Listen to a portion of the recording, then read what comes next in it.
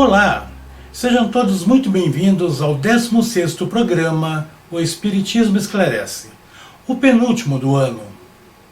E hoje contamos com a presença de 6 diletos amigos para conversarmos sobre uma das mais belas, importantes e repletas de ensinamentos parábolas de nosso Mestre Jesus, a parábola do Filho Pródigo. Esperamos que todos apreciem e desde já pedimos que ao final registrem seus apontamentos, seus questionamentos e até mesmo suas críticas, pois são muito importantes para nós. Então, fique conosco, pois voltamos em seguida.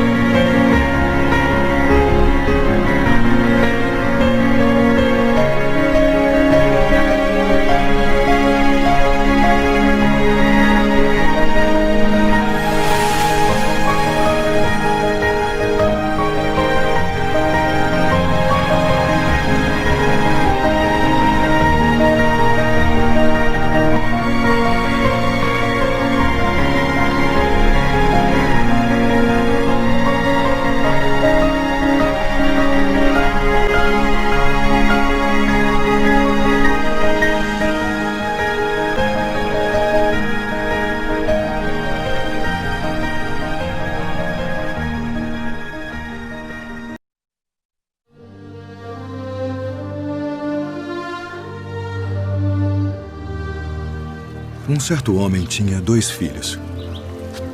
E o mais moço deles disse ao pai: "Pai, dá-me a parte dos bens que me pertence." E ele repartiu por eles a fazenda.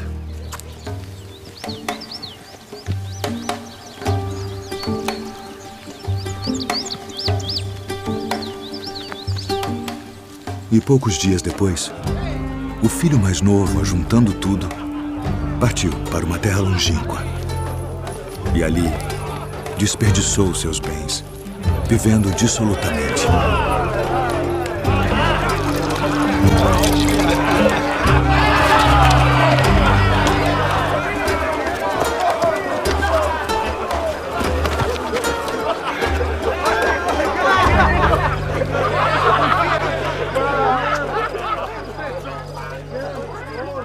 E havendo ele gastado tudo, houve naquela terra uma grande fome. E começou a padecer necessidades. E foi e chegou-se a um dos cidadãos daquela terra, o qual mandou para os seus campos a apacentar porcos. E desejava encher seu estômago com as bolotas que os porcos comiam. E ninguém lhe dava nada.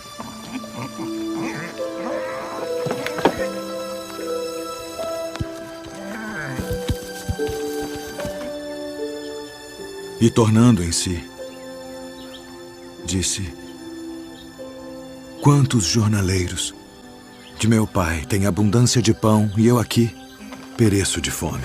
Levantar-me-ei e irei ter com meu pai e dir-lhe-ei: Pai, pequei contra o céu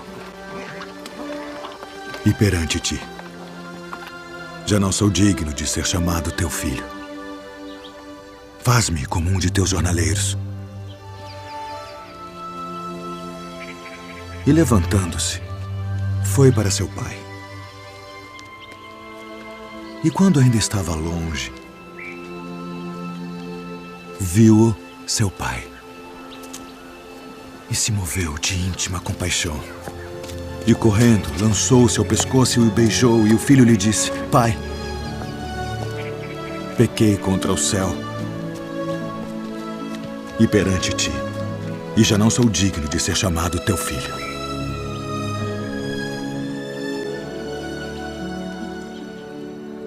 Mas o pai disse aos seus servos: "Trazei depressa a melhor roupa, e vesti-lhe, e ponde-lhe um anel na mão e alparcas nos pés.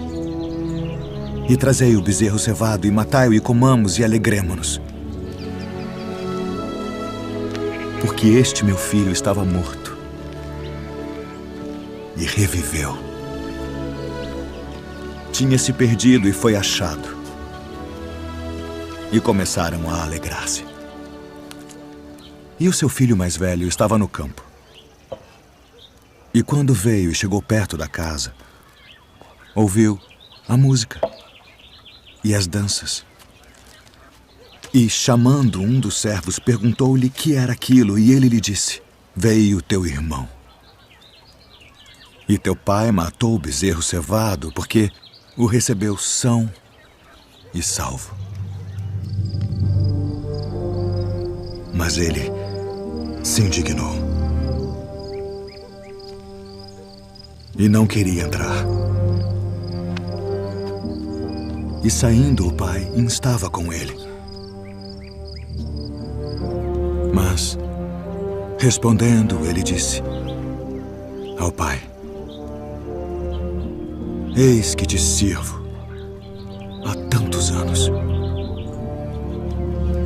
sem nunca transgredir o teu mandamento, e nunca me deste um cabrito para alegrar-me com os meus amigos. Vindo, porém, este teu filho que desperdiçou os teus bens com as meretrizes, mataste-lhe o bezerro cevado. E ele lhe disse: filho, tu sempre estás comigo, e todas as minhas coisas são tuas. Mas era justo alegrarmos-nos e folgarmos, porque este teu irmão estava morto e reviveu, e tinha se perdido e achou-se.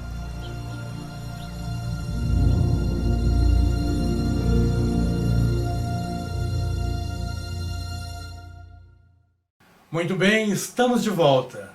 E agora com a presença de nossos ilustres convidados, a qual já quero agradecer desde já por terem aceitado este desafio de falarmos sobre um assunto bem diferente daqueles que costumamos conversar em nossos encontros, pois, amigos internautas, estes convidados aqui presentes fazem parte do nosso grupo de apoio fraterno a dependentes e codependentes, que é composto por membros colaboradores do Hospital Espírita de Porto Alegre e também da Sociedade Espírita Círculo da Luz. Propus a eles um novo desafio de falar sobre um assunto bem diferente daqueles nossos usuais e, para minha grata surpresa, todos aceitaram. Então estamos aqui com todos. Não contamos ainda com a presença de um dos convidados que ainda não pôde comparecer, talvez tenha tido algum contratempo, mas daremos sequência ao programa e esperamos que ela possa se fazer presente. Então, meus queridos amigos, apenas eu quero lembrá-los que há pouco tivemos a oportunidade de assistir, e graças à cinematografia moderna, o que poderia ter sido aquele momento histórico em que Jesus Cristo fala a seus discípulos, conta essa sublime parábola repleta de ensinamentos que nos permite colher grandes aprendizados, a parábola do filho pródigo. Dessa forma, eu quero já imediatamente passar a bola para cada um de vocês, porque eu gostaria de ouvi-los sobre os seus sentimentos com relação a esta parábola, o que vocês pensam, quais as lições. É claro que sempre à luz da ótica espírita. Assim, a minha querida Ana Maria, te dou as boas-vindas e aproveite para cumprimentar nossos internautas e, por favor, deixe-nos conhecer seu pensamento sobre este aprendizado.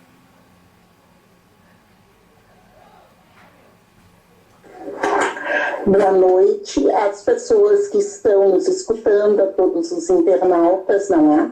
Que se fazem presente neste nosso momento de reflexão. E voltando atrás, as palavras do nosso querido mediador, e eu já estou me sentindo nervosa porque ele falou que tem convidados ilustres. Como eu sou muito modesta, né, nunca fui ilustre, eu estou ficando nervosa, que talvez eu não dê conta do recado. Mas sobre a parábola do filho pródigo, eu gostaria de dizer alguma impressão que eu tive dentro do meu conhecimento espírita. Então, essa parábola que é narrada pelo evangelista, né, Lucas, por esse apóstolo, não é?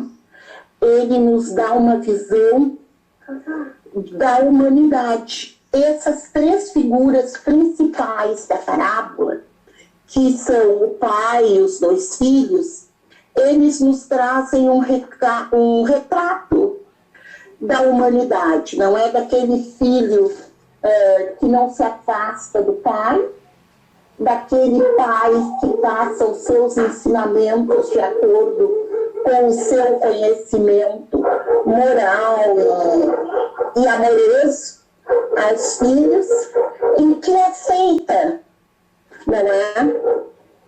Essas individualidades, não. E essas individualidades, gente, simbolizam a individualidade de toda a nossa humanidade terrestre, essa humanidade que nós mantemos, que nós temos.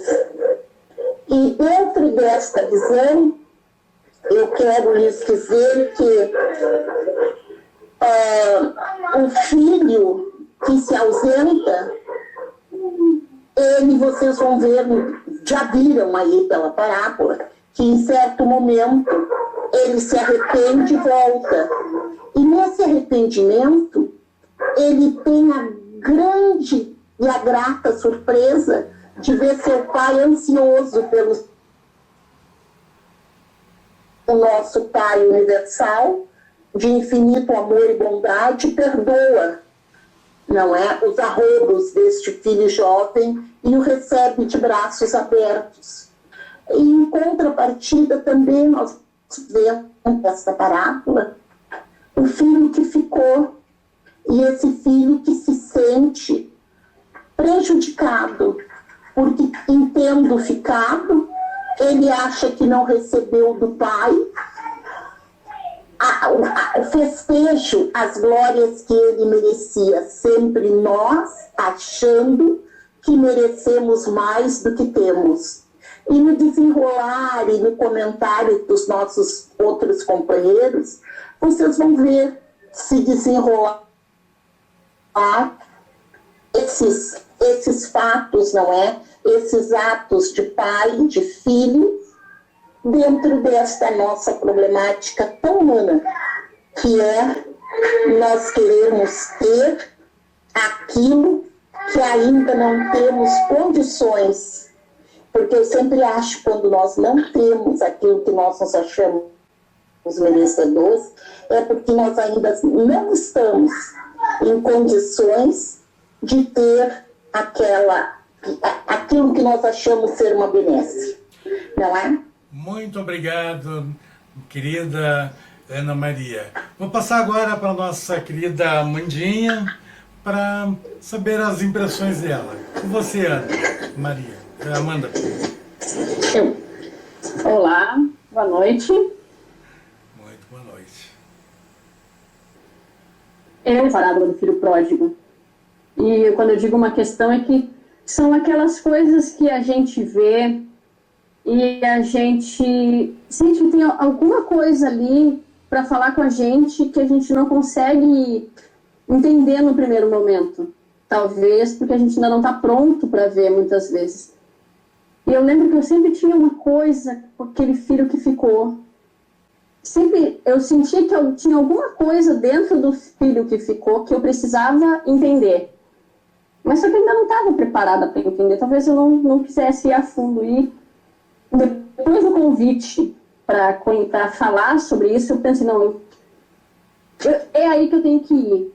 eu acho que assim como eu senti, outras pessoas também vão sentir essa mesma dificuldade de entender o que incomoda nesse filho que ficou.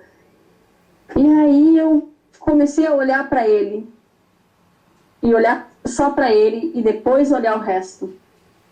E aí eu percebi que o que mais me incomoda no filho que ficou é porque o filho que ficou, ele é muitas vezes aquela pessoa, assim como nós, religiosa, que conhece a palavra de Deus, sabe o que Deus nos diz, e que muitas vezes segue aquilo, não porque tem internalizado aquilo dentro de si, mas porque ele leu que tem que ser daquele jeito. E aquela outra pessoa que muitas vezes não leu aquilo, ou leu e não conseguiu ter a mesma compreensão e resolveu viver outras coisas, quando ela entende, não, mas não era por aqui, eu quero seguir outro caminho, ele ataca, porque ele esquece que não basta só não fazer o mal, eu também preciso fazer o bem. Eu também preciso, quando eu tenho Deus totalmente dentro de mim, quando eu olho para o outro, eu olho com os olhos do Pai. Agora, se eu ainda estou com aquela coisa, se eu só carrego a palavra de Deus na boca, se a palavra de Deus só serve para sair da minha boca, mas ela não entra no meu coração e ela não entra na minha alma, eu posso até falar coisas muito bonitas, eu posso dizer toda a Bíblia, só que aquela coisa que eu faço para o meu irmão, o sentimento que eu tenho para com o meu irmão, é o que mostra o que está dentro de mim e que muitas vezes eu penso que o Pai não está vendo. E aí quando o Pai me confronta, não, olha só, ele voltou, e em vez de eu ficar feliz com a volta dele, eu me paro na porta e digo, não, eu não vou entrar nessa festa. Ele fez tudo o que ele quis, eu fiquei aqui parado, por que eu não estou recebendo essas glórias? E eu ignoro aquilo que eu deveria saber, uma vez que eu conheço a palavra de Deus. Amandinha, muito obrigado então, depois a gente volta e dá continuidade. César, e aí César, quais foram as tuas impressões a respeito desta parábola? Boa noite, Anivelton, colegas, todas as pessoas que nos assistem. Em primeiro lugar, agradecer essa oportunidade, né, Anivelton, de poder estar aqui com os meus colegas e falando sobre essa parábola. Muitas vezes a gente cita ela no trabalho de divulgação da doutrina, mas não tem a oportunidade de ir um pouco mais a fundo, né? E tu nos desse essa oportunidade nesse programa Espiritismo Esclarece. Né? Essa parábola, ela nos encanta, né?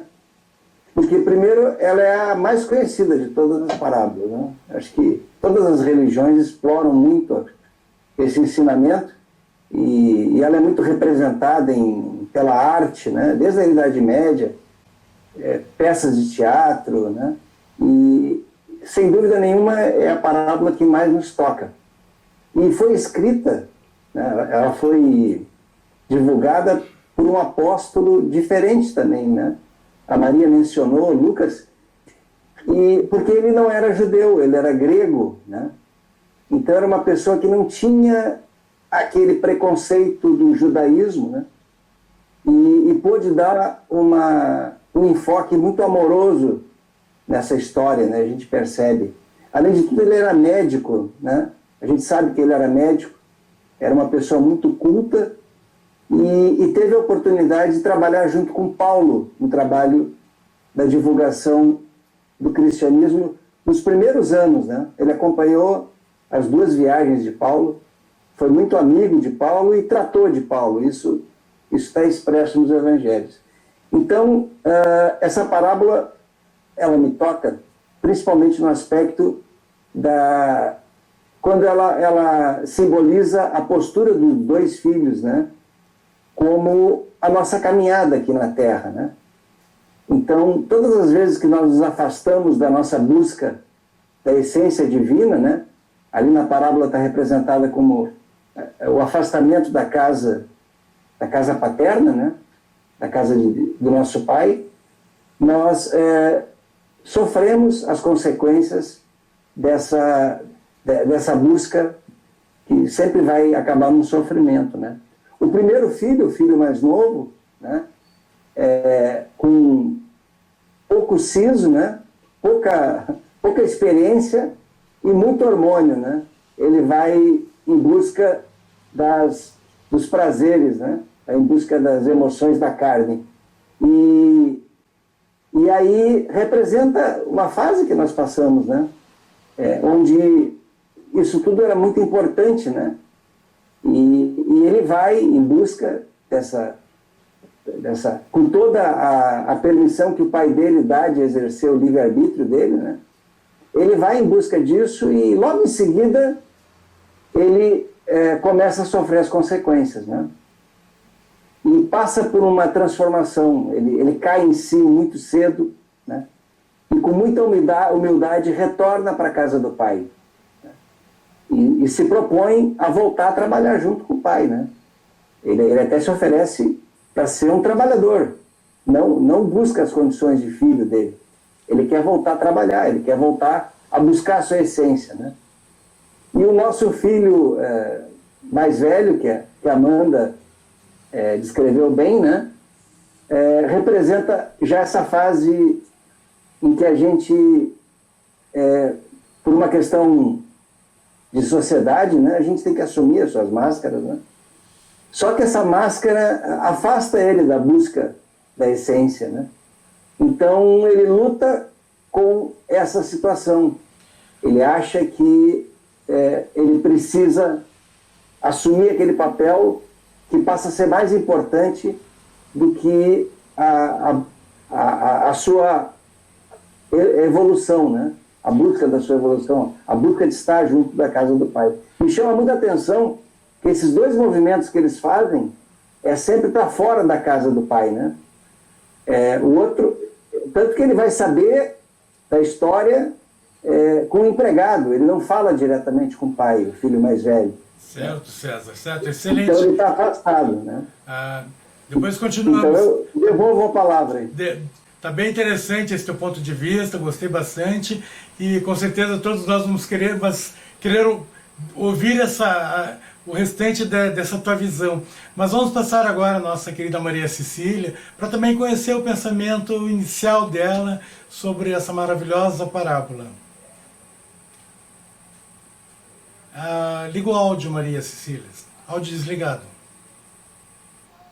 Eu quero também agradecer a oportunidade de poder fazer essa conversa a respeito dessa parábola, que eu acho muito rica. É uma parábola que ela apresenta vários sentimentos importantes que estão presentes na nossa vida, que é o perdão, o arrependimento, a humildade e o ciúme. Fica muito claro na parábola como é que funciona o perdão na lei divina. O pai perdoa de forma incondicional e fica feliz de poder perdoar o filho. Mas vejo que em nenhum momento ele impede o filho de sofrer. Ele respeita o livre-arbítrio do filho e ele espera que o filho passe pelas dificuldades que precisa passar, que faça o aprendizado que precisa fazer, e quando o filho se arrepende e volta, então ele perdoa de forma incondicional. Ele não foi buscar o filho, ele esperou que ele retornasse livremente. E o filho também, ele passa pelo sofrimento, se arrepende, faz todo o aprendizado necessário e mostra principalmente humildade. Em nenhum momento ele exige o seu direito de herdeiro do pai. Ele volta pedindo para poder trabalhar como qualquer um dos servos do pai, para poder usufruir das coisas que o pai tem a oferecer. E o terceiro, o próximo sentimento é o ciúme, né? Esse é um sentimento muito presente no nosso grau evolutivo, no grau evolutivo em que nós nos encontramos. O filho que ficou fica do lado de fora, porque fica ressentido ao saber que o outro foi recebido com festejos. Em nenhum momento ele fica sensibilizado por o sofrimento que o irmão passou. Ele acha que tem mais direitos porque permaneceu ao lado do pai. E o pai lembra a ele, eu acho isso muito importante, que ao ficar ao lado do pai, a pessoa que fica ao lado do pai, ela tem privilégios, ela tem os próprios benefícios, porque ele esteve o tempo todo sob a proteção do pai. Ele usufruiu de todas as vantagens que isso oferece. Todas as suas necessidades foram atendidas, nunca lhe faltou alimento, nunca lhe faltou abrigo. E isso é muito importante, nós nos darmos conta de que se nós seguirmos os ensinamentos de Jesus, nós somos os beneficiados. Então, eu acho que é importante que são todos esses sentimentos, essa parábola é muito rica, porque ela mostra todos esses sentimentos que estão presentes na vida de cada um de nós. Né? Eu me senti muito claro assim, esse ciúme. Né? Nós temos a pessoa que fica junto do pai, ela tem a paz de consciência. Além disso, tem a ajuda constante dos amigos espirituais. Sempre que estamos seguindo a senda do bem. Quem procura ficar ao lado do livre de dificuldades. Todos podem passar muito dado para poder resolver as dificuldades. Perfeito, Maria Cecília. Vamos ouvir agora um pouquinho a nossa querida Nilva.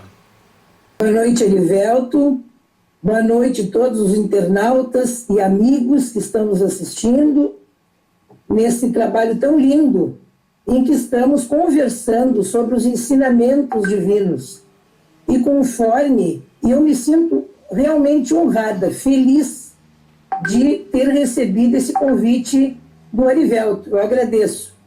E falando propriamente da parábola, todos os colegas já fizeram considerações bastante interessantes. Na verdade, né, como todos nós já sabemos, é uma história de um pai com os 2 filhos, com as personalidades totalmente diferentes, né?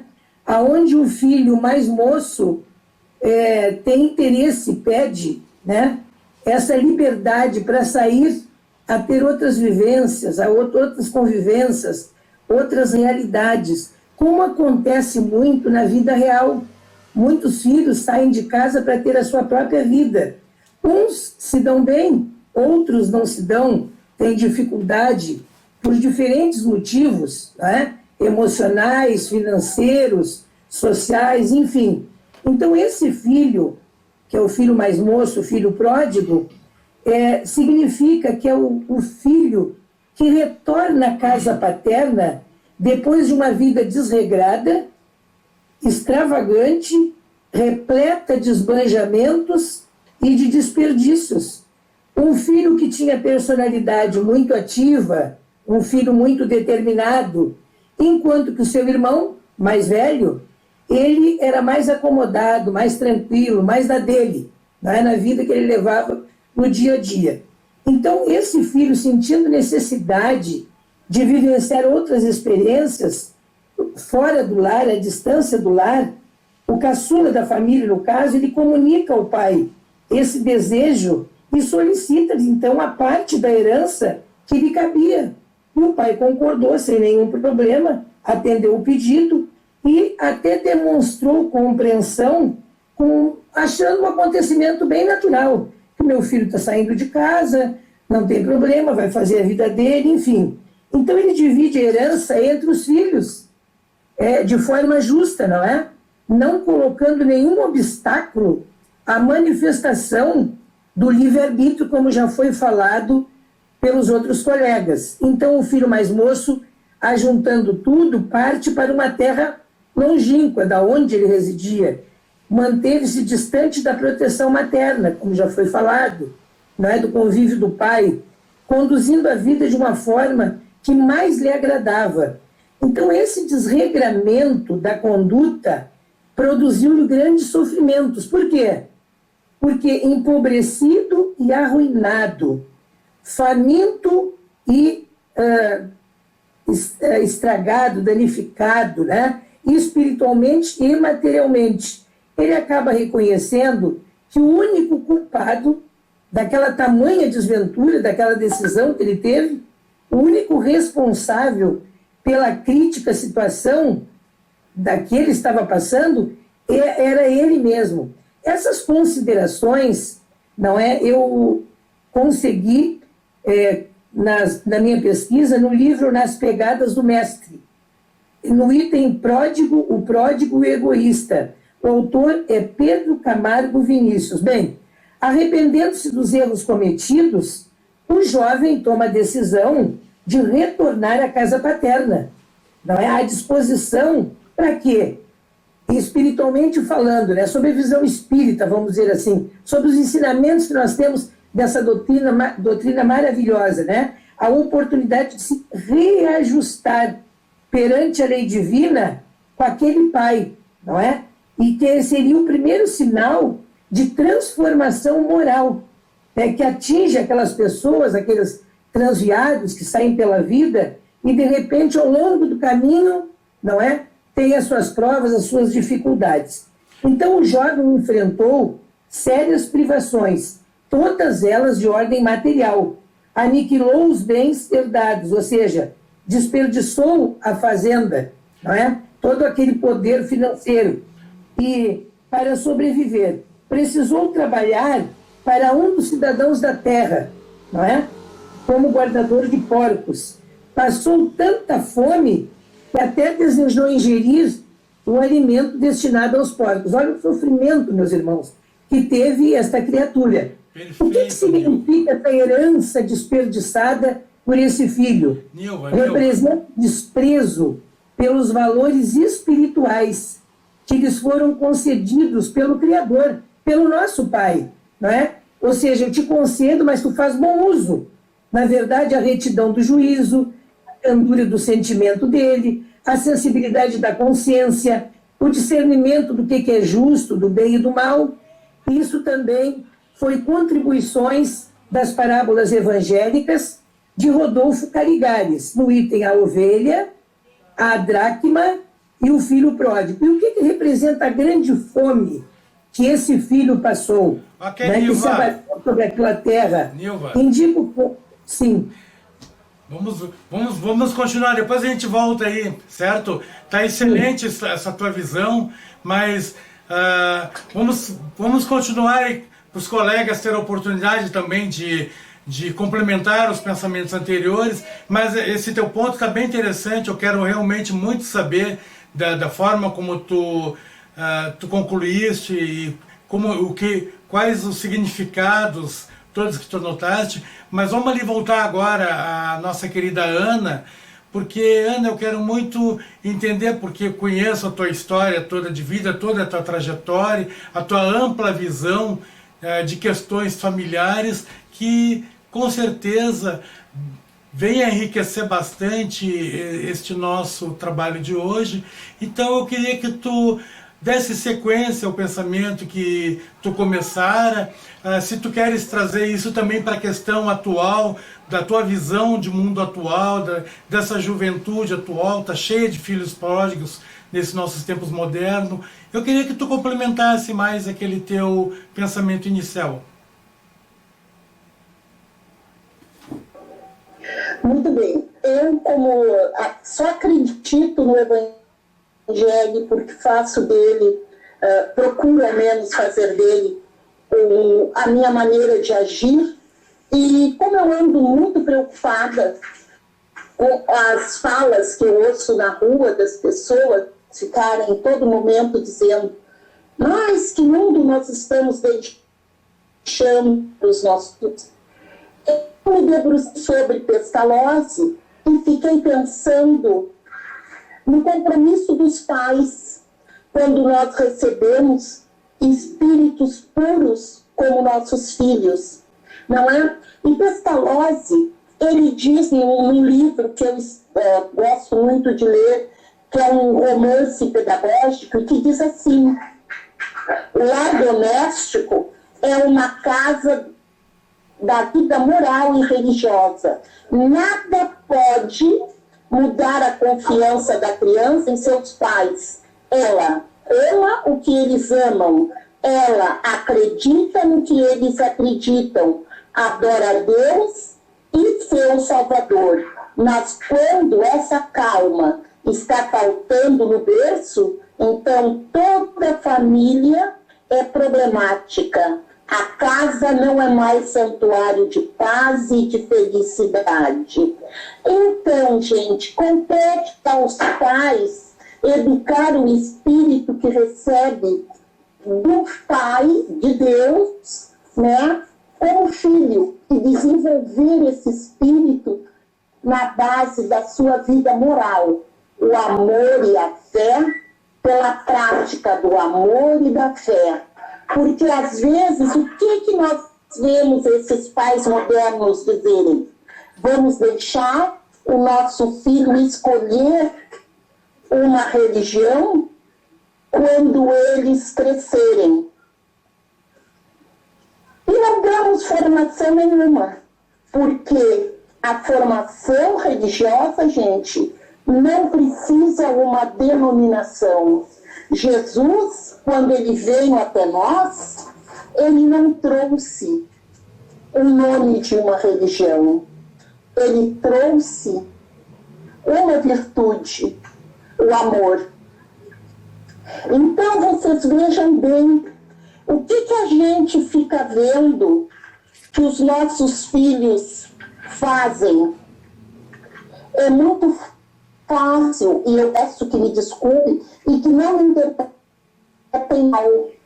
Hoje nós vemos jovens com todo carinho e toda atenção para os seus animaizinhos, colocam na cama, no quarto, mas eles relegam os familiares mais velhos a mãos de terceiros, nas casas, né, de idosos. E daí tu visita essas casas de idosos e tu vê idosos chorando pela falta de afeto.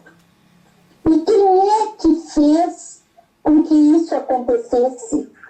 O que nós fizemos com aqueles espíritos que nós recebemos e que traziam intrínsecos em o germe do amor? Mas o que esse amor precisava ser, gente? Praticado.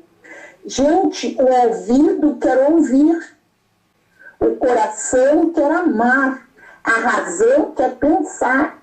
E nós temos que desenvolver nos nossos filhos esses sentimentos de pensar, de amor e de fazer, porque as mãos foram feitas para obrar. E nós tiramos, às vezes, dos nossos filhos o direito de trabalhar. Nós trabalhamos por eles. E eu acredito que o amor, ele só pode ser desenvolvido através da admiração. Se eu não respeito e não admiro meus pais, eu não vou respeitar e não vou admirar as leis. Por isso, hoje, às vezes, nós vemos jovens se mantendo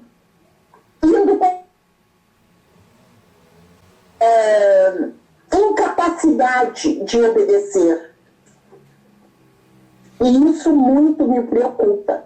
E esta nossa parábola do filho pródigo, ela sempre me faz lembrar do pai. Ali, esse pai da parábola, ele ficou representando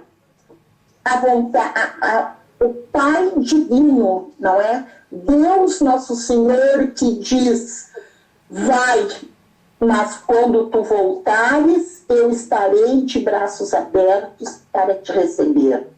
Vá, tem as tuas experiências. Mas este pai, eu acho que essa tranquilidade que ele demonstrou, como disse a Nilva, de respeitar o livre-arbítrio do filho, é porque ele sabia o que ele tinha plantado no seu filho desde pequeno, não é? Ele sabia que o germe da família, de eu posso contar com meu pai, estava se desenvolvendo dentro deste filho.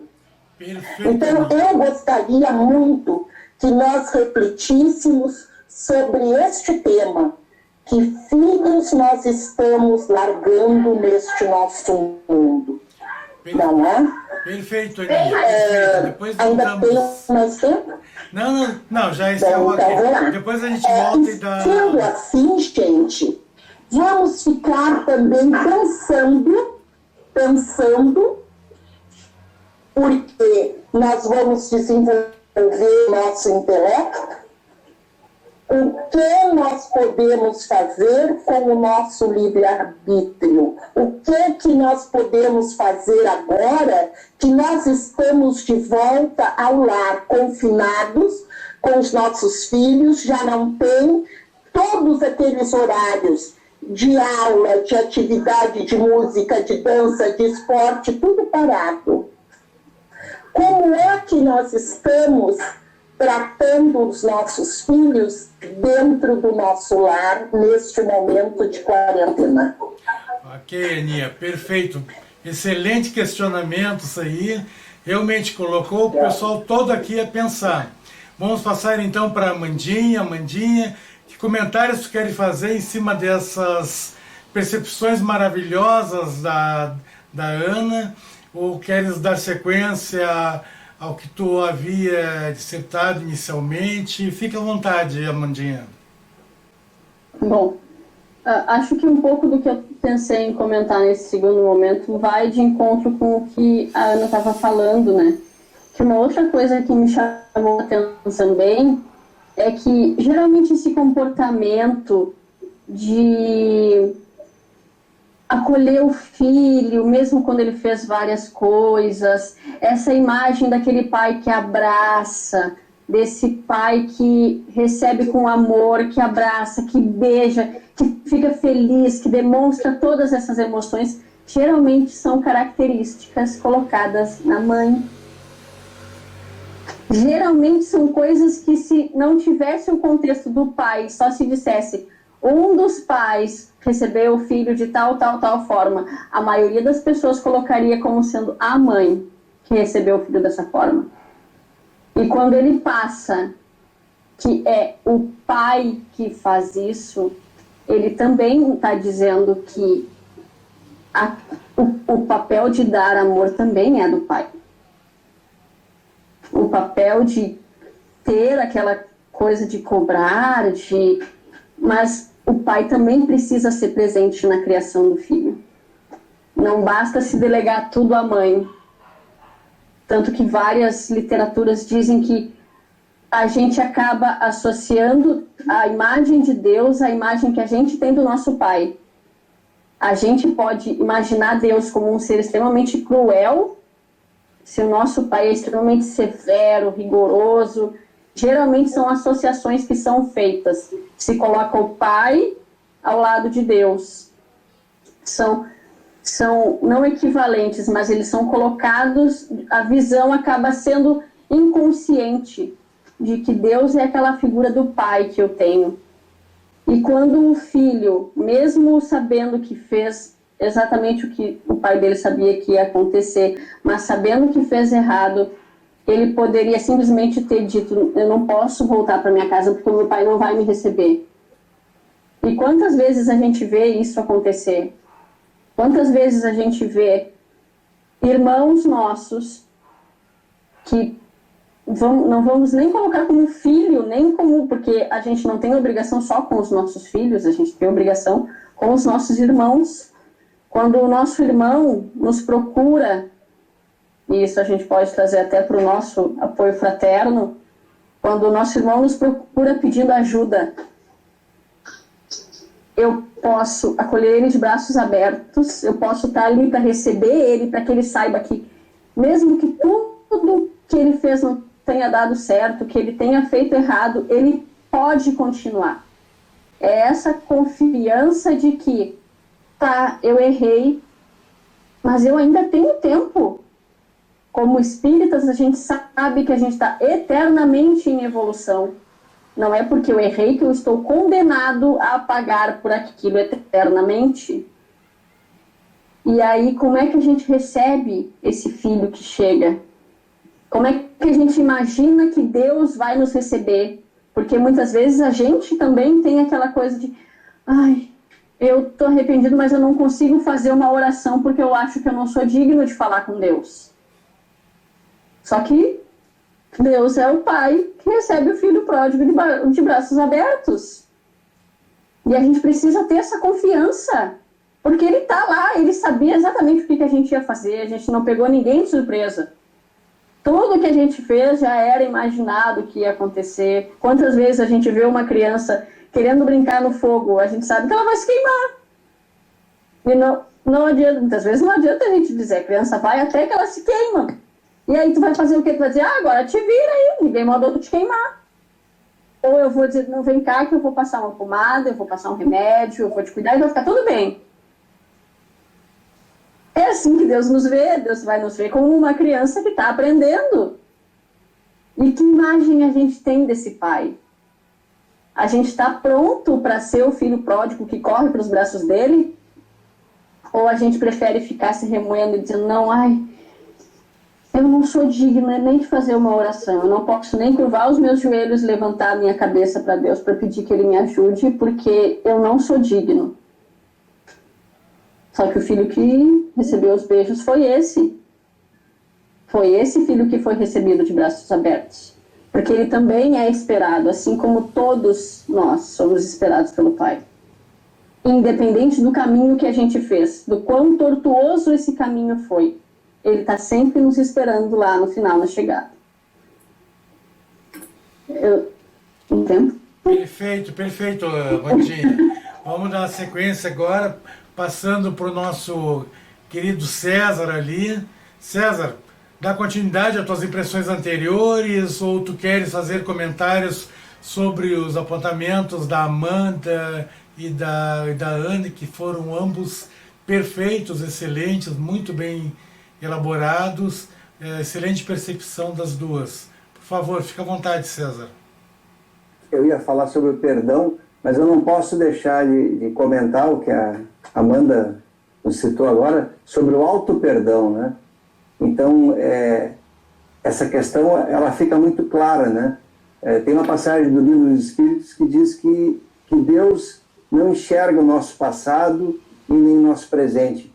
Ele nos vê da forma angelical, né? Ele sabe que cada um de nós vai chegar no seu objetivo final. Então, essa atitude do filho novo, né? De se individuar, né? De buscar o caminho sem levantar e não ficar nesse mecanismo de fuga, né? De ficar com autopiedade, né? Então ele já toma essa decisão de imediato, né? E o perdão também é a essência do cristianismo, né? Vamos lembrar que a oração que Jesus nos deixou, entre os 7 pedidos que são ali feitos, né? Um deles é que Ele nos perdoe à medida que nós perdoarmos o nosso próximo, né? Isso remonta muito à nossa questão, a parábola nos chama para a nossa imperfeição, né? Todos somos os imperfeitos e todos temos que nos perdoar, né? Então, a situação do nosso filho mais velho também, né? Cheio de mágoa e de ressentimento, né? Vamos puxar para a nossa doutrina, né? Então, sempre que nós formos cultivar esses sentimentos, né? Nós abrimos janelas aí para influenciações externas, né? Vamos estar mais sujeitos a irmãos infelizes que vão atrasar a nossa marcha, né? Então, a medicina hoje fala da importância de nós perdoarmos, né? Que é o caminho mais inteligente para a manutenção da saúde física também. Então, o que a parábola nos concita de praticar a lei do amor também, né? Ela parece uma coisa que conflita com a justiça, né? Mas, na realidade, ela vem dizer que a justiça deve ser exercida, né? Só que sem o ressentimento, sem a vingança, né? Sem aquele sentimento de orgulho de estar certo, né? Então, todos esses ensinamentos, né, que vêm entre vários campos da parábola, né, nos vem através do perdão, nos leva a valorizar essa parábola, né? Então, dentro da sua riqueza de sentimentos, né, a gente pode verificar em que ponto da escala está, né? E verificar, como nos demonstra, né, o irmão mais velho, né, que aquele sentimento que tanto o perturba, né, que tanto ciúme lhe traz, né, é justamente o espelho que eu preciso observar em mim, né? Então são esses detalhes que eu queria chamar a atenção das minhas leituras sobre a parábola. Perfeito, César. Muito obrigado por essas percepções, comentários agora. E vamos passar aqui para a nossa querida Maria Cecília. Do que tu ouviste, Maria Cecília, o que tu entender, como tu pensas agora, o que tu queres mais colocar em cima dos comentários anteriores que tu já tinha feito. Então, fica à vontade. Tá desligado o teu áudio, Cecília.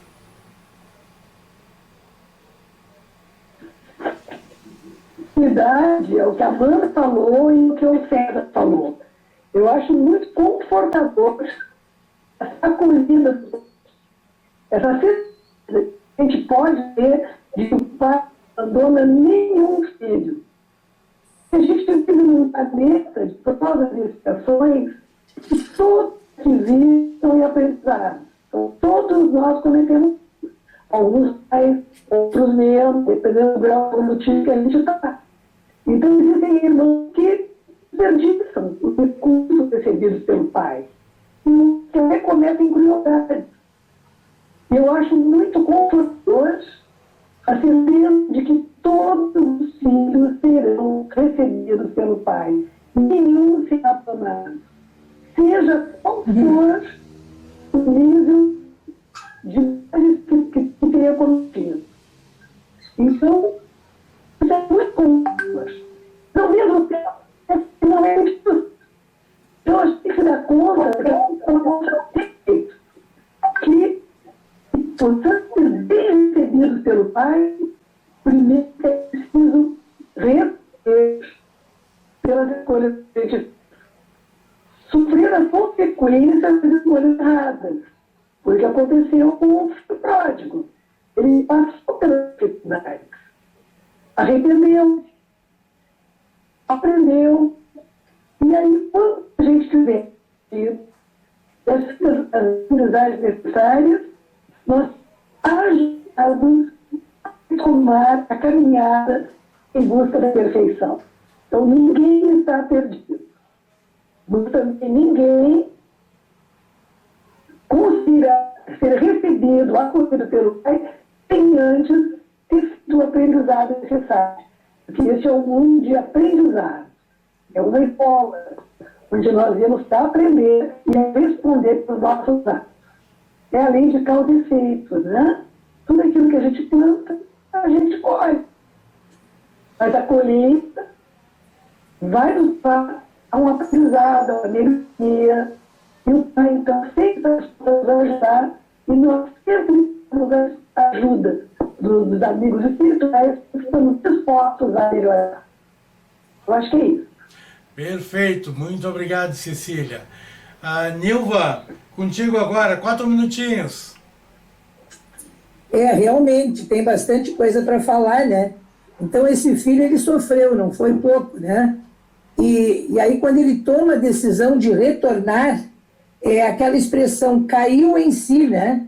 Ele busca o amor paternal, ele cai em si, e ele vê a necessidade que ele tem daquele amor, daquele pai que lhe deu a vida, não é? Como o nosso Deus maravilhoso, que é o nosso Criador, que nos dá a oportunidade da vida, a oportunidade da nossa existência, a oportunidade de ser melhor. Da mesma forma, esse pai aqui, ele queria o melhor para esse filho, e o filho saiu pelo mundo. O que vai acontecer comigo? Eu não sei. E quando ele caiu em si, puxa, será que meu pai vai me receber? Será que meu pai vai me querer de volta? Então é um instante que ele teve de grande valor na vida dele. E também para nós, quando indica que a criatura humana toma consciência do seu efetivo estado de evolução. Epa, até aqui eu fiz bobagem. Daqui para frente eu quero corrigir. Eu ainda tenho tempo. Meu pai, meu Criador ainda me dá tempo de eu poder me reajustar, de ser melhor, né, de prosperar. Então, quando o filho pródigo deliberou retornar aos braços desse pai, ele resolveu intimamente levantar-se, ser melhor, sair da cova escura, da ociosidade, para o campo regenerador.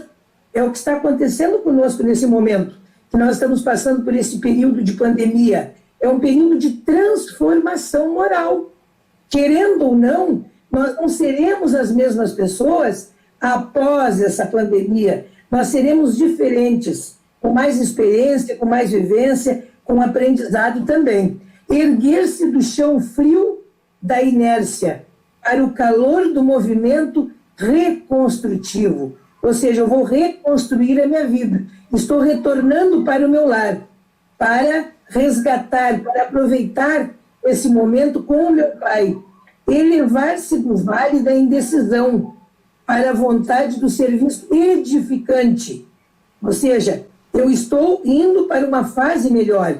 Que o meu pai, será que ele vai me receber? Será que ele é digno? Eu sou digno que ele me receba? Aumentar-se da posição negativa, ausentar-se dessa posição negativa, de toda essa circunstância que ele estava vivendo, e absorver-se na reestruturação de novos ideais, de novas posturas. Então, o que aconteceu com esse filho pródigo? Ele levantou-se e partiu no rumo do lar paterno. Foi a coisa melhor que ele fez. Quantos irmãos nossos, hoje, na vida material, que saem na vida e o pai não recebe mais de volta? Já foi colocado, acho que pela Amanda, isso, né? Não querem mais de volta. Olha, tu resolveu, vai fazer a tua vida, né? Tu achou que tu tinhas condições, então tu vais fazer a tua vida. E esse pai, ele era bom para ambos os filhos, não é? E ele tinha aquilo que a Cecília falou, não é? O perdão. Ele perdoou. Não precisa me dar explicação. Chama o servo lá, manda trazer o bezerro cevado e vamos fazer uma festa. Porque esse filho estava morto e ele reviveu. Estava perdido e apareceu, não é? Ou seja, retornou esse filho maravilhoso, que é o meu filho. A decisão foi dele, não foi minha. Eu apenas respeitei. E meus irmãos, o que está faltando em muitos lares hoje é o respeito. Nós não nascemos grudados uns nos outros. Cada um nasce para fazer a sua caminhada, a sua jornada, não é? Claro que com o auxílio do pai, da mãe, da família, do irmão, não é? Porque nós só vamos evoluir através dos relacionamentos. E outra coisa, nós podemos cair quantas vezes for necessário, mas temos que levantar, aproveitar a oportunidade do reinício, da renovação. Então, na verdade, eu vejo que nessa parábola, o festejo que teve para esse filho pródigo não foi para menosprezar o filho mais velho, o outro que estava junto com o pai, não, mas foi para festejar. Vamos dançar, vamos nos alegrar. E aí esse filho, quando viu todo aquele movimento se aproximando da casa, que viu todo aquele movimento, música, dança, o que é isso aí? O que está acontecendo? Perguntou para o empregado. O que está acontecendo aí? Ah, é o teu irmão que retornou à casa. Sim, mas do que se trata? Ah, o teu pai mandou buscar um bezerro, matar o bezerro, trazer a melhor roupa, os anéis, a alpargata, vestir, arrumar o teu irmão, porque teu irmão renasceu, reviveu. E aí o que acontece? O irmão ficou indignado. Olha só um pouquinho. Por que ele vai fazer para ele e não vai fazer para mim? Mas esse pai amava os dois, ou 3 ou 4 que tivesse, porque nós, pai e mãe, amamos os nossos filhos. A oportunidade que nós temos, não é? Do nosso Criador nos dar aquelas pessoas para caminharem conosco e nos ajudar. Nós nos ajudando mutuamente na evolução espiritual. E o que acontece? Aquele pai estava apenas festejando. E o que ele disse para o filho? Filho, tu está sempre comigo. Tudo que é meu é meu. Mas esse filho partiu. Eu nem sabia da vida dele. Então, meus irmãos, a importância, o valor que tem, o cuidado que nós temos que ter, a Ana falou isso, do amor, do relacionamento com os nossos filhos, dizer, meu filho, eu te amo. Como tu é importante para mim. Como tu faz bem para mim, apesar dos pesares, muitas vezes, dos filhos difíceis, nós vamos nos agarrar com a nossa doutrina. Vamos fazer preces, vamos ler o Evangelho, não é? Vamos assistir palestras que nos auxiliam, nos ajudam, nos esclarecem. Os pais que têm filhos com dificuldade, não é? E que muitas vezes não sabem o que fazer, vamos procurar uma casa de amor, uma casa de caridade, um centro espírita, não é? Onde serão recebidos com amor, um atendimento fraterno, um atendimento de irmão, e vão ser encaminhados para entender a situação pela qual estão vivendo. Por que eu estou passando dificuldade? Por que eu estou passando pela dor? Por que eu estou passando pelo sofrimento? Não é? Por tudo que eu estou passando. Por quê? Vamos buscar as respostas na nossa doutrina. Grato, na nossa doutrina, que é uma doutrina consoladora e uma doutrina de amor. Grato, Nilo. Muito obrigado. Bom, pessoal, vamos para a nossa terceira e última rodada aqui. Tá? 4 minutinhos para cada um, para a gente não estourar demais nosso tempo. Vamos tentar nos ater o possível. Vou tentar sinalizar para vocês quando a gente estiver ali estourando os 4 minutos, certo? A minha vontade, é claro, da gente continuar conversando aí, fazer um programa de 2 horas ou mais, né? Porque o assunto dá assunto, né? O tema realmente dá o que falar. Então eu queria começar por ti, Aninha, de novo, certo? Que realmente Deus nos questionará, né? O que fizeste dos filhos que te confiei. E eu queria continuar ouvindo aquela preciosidade de raciocínio que você estava colocando, fazendo o teu fechamento, então, da tua participação antes da nossa finalização do programa. Contigo, Ana. Pois é. Eu fiquei prestando atenção no que as colegas e o colega, né, estavam conversando a respeito do perdão e do auto-perdão. E aqui, quando a Nilva também terminou falando a respeito do perdão irrestrito, de estar com os braços abertos. E eu quero lhes dizer que o nosso modelo a seguir é Jesus, não é? Deus Nosso Senhor enviou o seu Filho predileto à Terra, não é? Para que ele nos ensinasse esses caminhos, não é? Porque ninguém chegará ao Pai sem seguir os ensinamentos de Jesus. Gente, e tudo isso que vocês falaram, que a Amanda colocou muito bem a respeito do perdão, é porque Jesus, ele tinha predileção pelos filhos, Nilva, transviados, por aqueles filhos que dão trabalho. Jesus gostava de andar cercado de maus elementos, né? Ali ele pregava as suas palavras. Nós queremos nos livrar. Na nossa obscuridade, nós não queremos levar luz àqueles que estão cobertos de sombras. Mas Jesus, ele fez o contrário. Era aquela criatura mais sombria a qual ele tinha maior predileção. Então ele pregava no meio das prostitutas, dos ladrões, não é? Dos párias de rua. Jesus, ele é aquele amor infinito. E é isso que eu fiquei observando em cada fala de vocês, da Amanda, do César, da Nilva, da Cecília. Todas as falas eu vi impregnada deste ensinamento, que nós temos que ir lá procurar o aluno mais difícil. E lá vem falando a professora. Mas é aquele que nós temos que nos sentar ao lado e ouvir e nos fazer ouvir. Então, sendo assim, eu ainda tenho aqui mais um pedacinho do Pestalozzi, que ele diz que o saber, ele passa pelo querer. Não é? Eu tenho que querer ter conhecimento. Para isso, eu tenho que estudar, eu tenho que procurar ir ao fundo, não é? E essas forças do meu pensamento e a minha vontade, elas se transmitem através das conquistas que eu faço sobre mim mesmo. Eu conquisto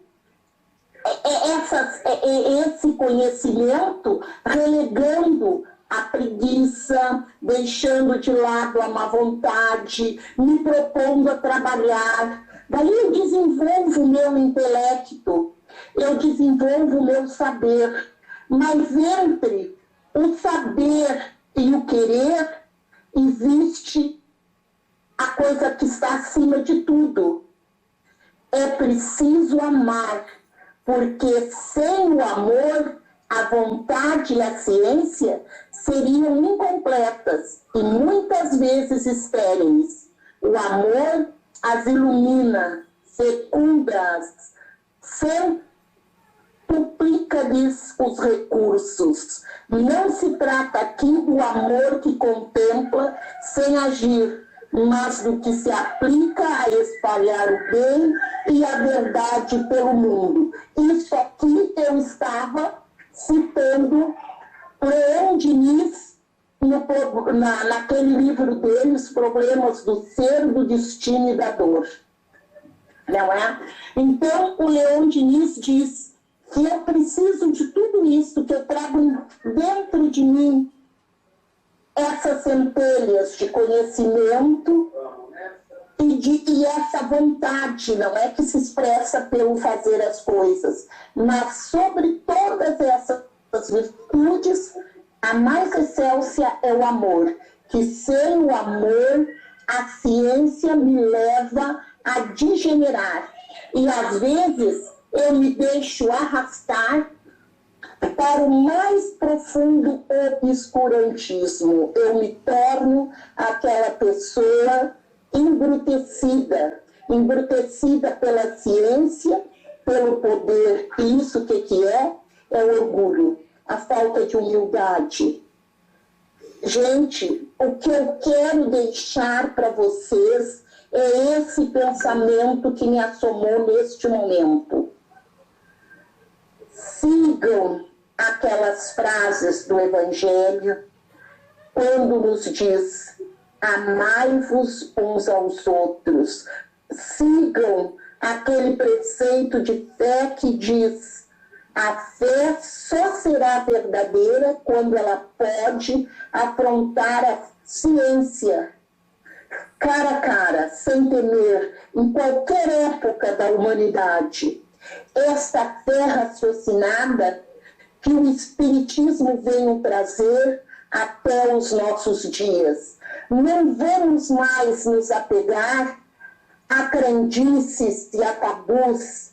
Vamos pensar cientificamente, vamos acreditar que esses homens de ciências dos nossos dias, eles só estão aqui nos estendendo a mão, nos livrando dessas enfermidades que assolam e arrasam a humanidade, porque existe uma vontade divina sobre eles. E esta vontade divina é regida pela força do amor. Se nós deixarmos fluir do nosso ser esta virtude, esta palavra que fez baixarem aos circos os heróis de antigamente. Alô? Estamos ouvindo. Conclui, passa adiante. Que esse amor possa brotar e subir de nós até as alturas infinitas, fazendo cair sobre o planeta Terra as bênçãos divinas da cura e da afeição de Jesus sobre todos nós. Muito obrigado, querida Ana. Ok, então passamos para você, Amandinha, sua conclusão, por favor.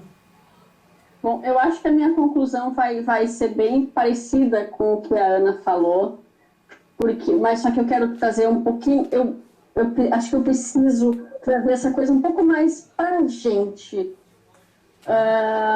Tudo e bem. um pouco mais crua, um pouco menos polida, porque a gente chega no centro espírita e a gente acha que todo mundo é iluminado.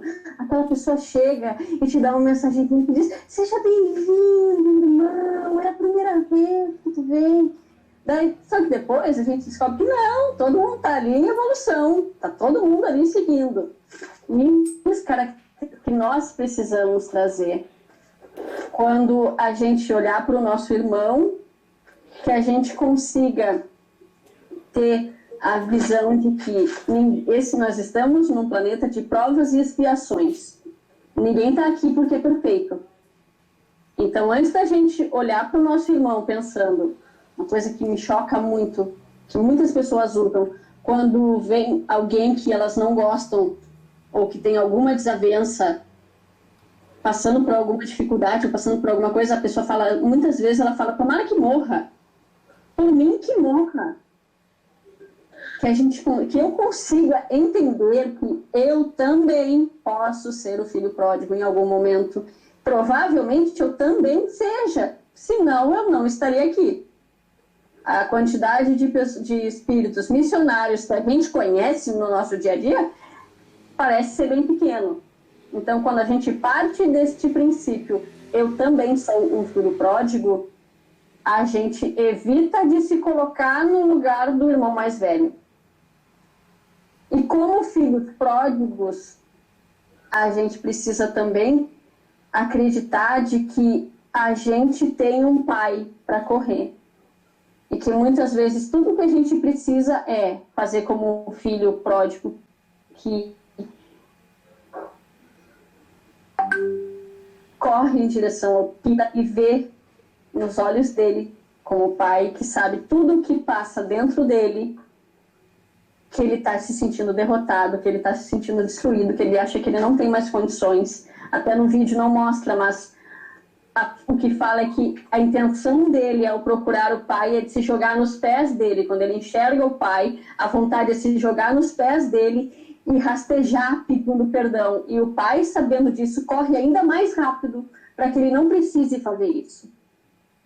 Então, que a gente consiga se perdoar como filho pródigo e também lembrar, quando nós formos o irmão mais velho, que a gente precisa entender que, como nós estamos em evolução e fomos criados simples e ignorantes, em algum momento a gente passou por aquela mesma prova. A gente pode já ter aprendido.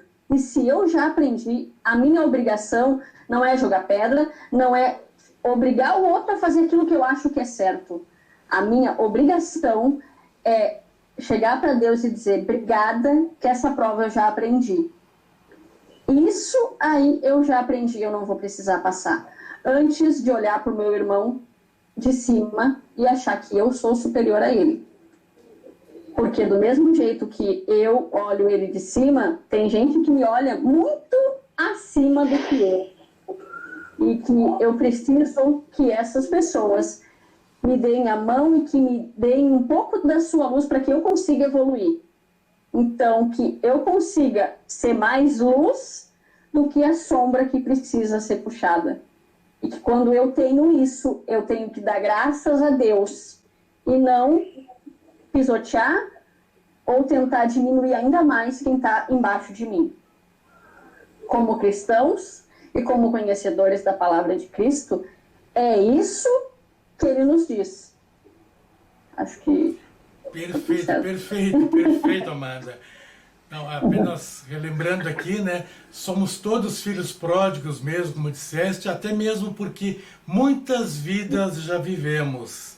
Quantas delas escolhemos nos distanciar de nosso Pai maior, que sempre amorosamente nos acolheu, mas nos deu o livre-arbítrio de tomarmos nossas próprias decisões e escolhas. E, portanto, quantas vezes, ao longo dessas infinitas vidas já tivemos, nos afastamos de nosso Pai, mas Ele sempre está de braços abertos.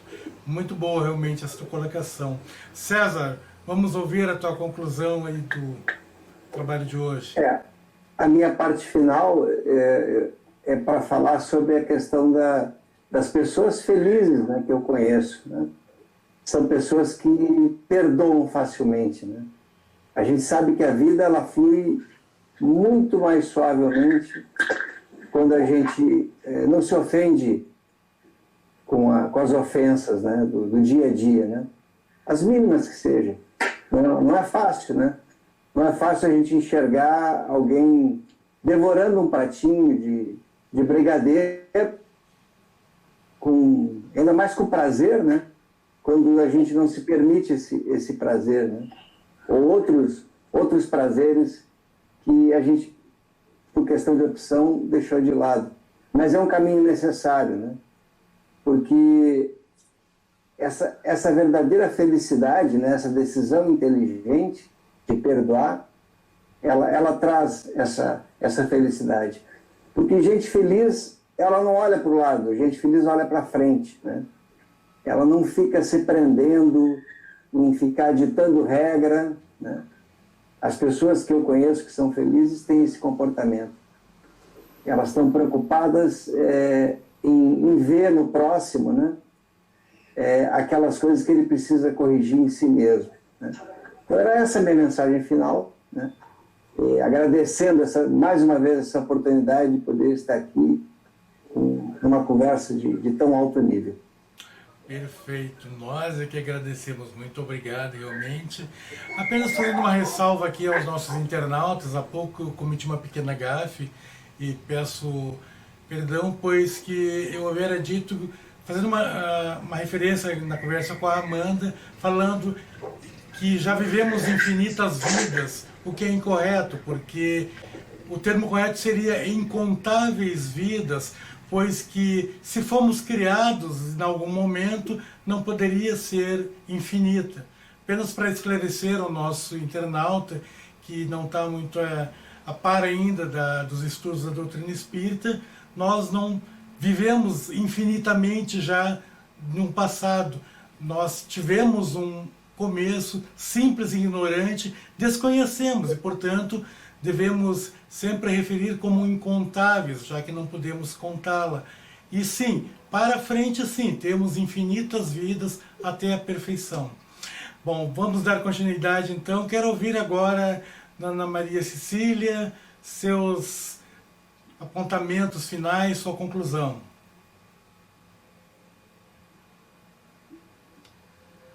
Maria Cecília.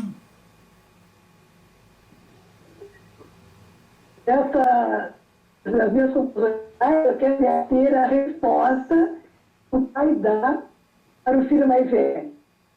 Quando o filho mais velho se mostra arrependido, ele está sempre ao lado do pai, sempre procura seguir as regras, sempre faz o melhor possível, e o pai nunca mandou dar para ele um cabrito, nunca fez uma festa especial para ele. E o pai responde, dizendo aí, mas meu filho, tu sempre estiveste ao meu lado, tu tens tudo que eu tenho para dar. Então eu acho muito importante essa resposta que o pai dá, porque a gente precisa se dar conta que fazer o bem faz bem mais para a gente do que os outros. Aquele filho que sempre esteve ao lado do pai, ele está protegido. Ele tem tudo o que ele precisa.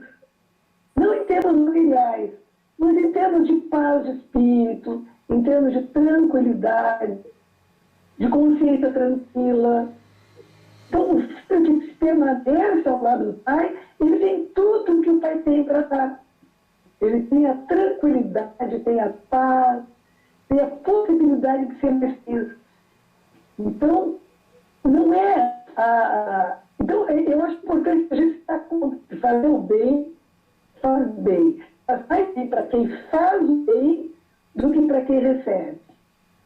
Isso eu acho que essa é a minha conclusão. Muito bom, Maria Cecília, muito bom. Vamos passar então para a nossa querida Nilva, para a sua conclusão. Por favor, Nilva. Na verdade está sendo muito falado, e eu acho que a ideia principal desse ensinamento, não é, entre outros, é o perdão. Tá? E nós temos dificuldade de perdoar. Nós temos dificuldade de ter paciência. Nós não sabemos amar. Por quê? Já foi falado. Nós somos espíritos imperfeitos, numa caminhada evolutiva. Nascemos ignorantes e simples, uma oportunidade maravilhosa do perdão desse Pai, que o perdão dele, o que ele nos dá, que é considerado o perdão do Pai, são as oportunidades reencarnatórias que nós temos para evoluir, porque nós temos uma única vida, que é a espiritual. Nós temos várias oportunidades de existências para cada uma aprender um pouco mais, sermos melhores. Então nós temos sim dificuldade de perdão, de perdoar, de amar, mas isso é com a evolução, com a oportunidade que nós temos a cada existência, e não podemos também esquecer que tem pais pródigos também, que não é o essencial do nosso assunto, mas, entre parênteses, os pais que abandonam a família, né? Abandonam e deixam os filhos a ver navios, aonde, com quem que vai ficar. Então esse pai também sai.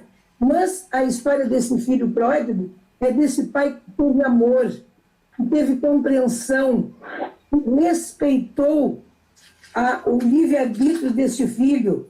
E eu poderia, assim, colocar algumas ideias para fazer o meu fechamento aqui desta parábola. Então, a parábola do filho pródigo, interpretada à luz do entendimento espírita, encerra alguns ensinamentos, quais sejam: imutabilidade de Deus, que é Deus, a inteligência suprema, a causa primeira de todas as coisas, o nosso Pai maravilhoso que nos dá a oportunidade da vida, a oportunidade do resgate, a oportunidade da prova, para através desses momentos nós evoluirmos. A redenção completa pelo amor, esse filho recebido com amor deste pai. O pai não quis nem saber a explicação, já quis festejar de imediato, não é? A lei de ação e reação, causas e efeitos, com o despertar das consciências. Esse filho se despertou a tempo e esse pai o recebeu. O livre-arbítrio, que não pode ser absoluto. Como eu já falei, tudo nessa condição evolutiva pela qual nós nos encontramos ainda é relativo.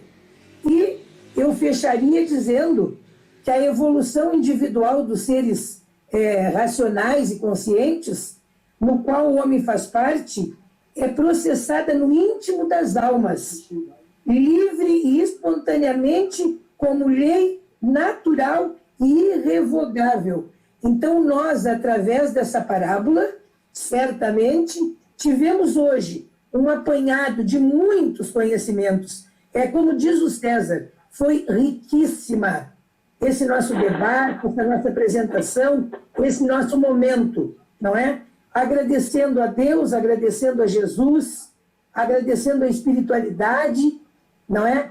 Pelo o que o Arivelto nos fez, nos convidou para estarmos aqui. A gente veio com uma certa condição de conteúdo e quando chegou aqui expandiu. A gente estava ouvindo um e outro e a coisa foi indo e foi enriquecendo. Eu achei simplesmente um momento maravilhoso. E acho também que os internautas, os nossos amigos, vão tirar um bom proveito deste momento, não é? E lembrando sempre que o amor nos liberta, O perdão nos liberta, não é? E lembrar que nós temos pessoas conosco que estão na nossa caminhada e não é por acaso, é pela bondade e justiça do Pai. Meu muito obrigado por esse momento maravilhoso e que o Arivelto tenha sempre sucesso, não é? Assim como vem tendo nesse programa maravilhoso. Muito obrigada.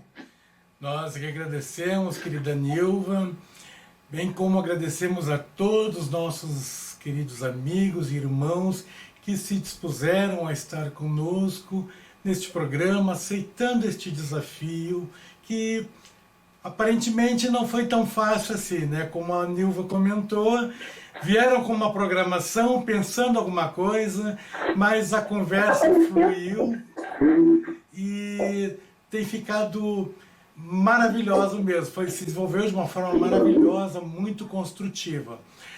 Eu queria, então, aproveitar e pedir que a nossa querida irmã Ana Maria fizesse um fechamento em nome de todos nós, porque este programa está indo ao ar neste dia 19 de dezembro. Estamos aí a 6 dias do 25 de dezembro, data oficial de Natal. 24, em verdade, estaremos festejando. Mas é uma data muito maravilhosa. Já podemos sentir a vibração das almas, da espiritualidade que zelam por toda a nossa humanidade, aqueles que têm essa percepção mais livre, mais acentuada, conseguem perceber justamente que nossos benfeitores se aproximaram bem mais até agora neste mês de dezembro. Então eu quero pedir a você, querida irmã Ana Maria, que feche o nosso programa com uma prece, daquelas suas preces maravilhosas, e também já desde já me dirigindo aos nossos internautas, agradecendo pela paciência de terem nos acompanhado ao longo deste momento, neste rico encontro, e lembrando a cada um de vocês que, ao final, registrem nos comentários seus pensamentos, seus apontamentos, questionamentos e até mesmo as suas críticas, pois são muito importantes para nós. Conseguimos enriquecer nosso programa, melhorar a cada vez mais com base justamente em suas críticas, em seus questionamentos, em seus apontamentos. Então, desejando já a todos um Feliz Natal, uma boa entrada de ano, ficamos aqui com nossa querida irmã Ana Maria. Por favor, Ana. Bem, então, muito obrigada por terem me ouvido. E eu gostaria de dizer a todos vocês que realmente o mês de dezembro, neste nosso planeta Terra, é um mês onde nós sentimos estar mais próximos de nós, este desejo de acolher, de amar e de sentir as vibrações de Jesus. Para aqueles que dizem que Papai Noel não existe, eu quero que saibam que Papai Noel está presente no ato de a bênção que nós vamos distribuindo ao distribuir um sorriso, um aperto de mão. Jesus amado, nós sabemos que durante os 365 dias do ano, nós deveríamos estar abertos para estes atos de amor que dizem que só acontecem em dezembro. Mas nós sabemos também que nós somos ainda muito matéria, e sendo matéria, nós nos desviamos às vezes dos atos de compaixão, mas é necessário um início. E que esse início, Pai, seja hoje, seja agora, seja em dezembro. E eu gostaria, Pai, de simplesmente poder recitar para vocês umas palavras sobre o ato de ser espírita. E eu gostaria de dizer, não de ser espírita, mas de sermos humanos. Nós vamos lá. Ser espírita é ser clemente, é ter a alma de crente, sempre voltada para o bem, é ensinar ao que erra e entre os atrasos da terra, não fazer mal a ninguém. É sempre ter por divisa tudo que é nobre e suaviza o pranto, a dor, a aflição, e fazendo a caridade, evitar a orfandade, o abismo da perdição. Em Deus é ter sempre crença, profunda, sincera e imensa, substanciada na fé, é guardar bem na memória os bons conselhos e a glória de Jesus de Nazaré. E perdoar a injúria é suavizar a penúria de quem não tem um pão, é se tornar complacente para o inimigo insolente, tendo por lema o perdão. Ser espírita é ser clemente, ter a alma de crente, sempre voltada para o bem, é ensinar ao que erra e entre os atrasos da terra, não falar mal de ninguém. E vamos, irmãos queridos, distribuir do nosso pão, do pão da alegria, da confraternização e do perdão. Vamos fazer o que pudermos para suavizar a aflição dos nossos irmãos que ainda não têm esta crença em Deus, nosso Senhor e Salvador. E assim vamos encerrando este nosso momento de O Espiritismo Esclarece. Que assim seja. Que assim seja. Grande Eurípides Bassardufo. Então, meus queridos internautas, até o próximo sábado.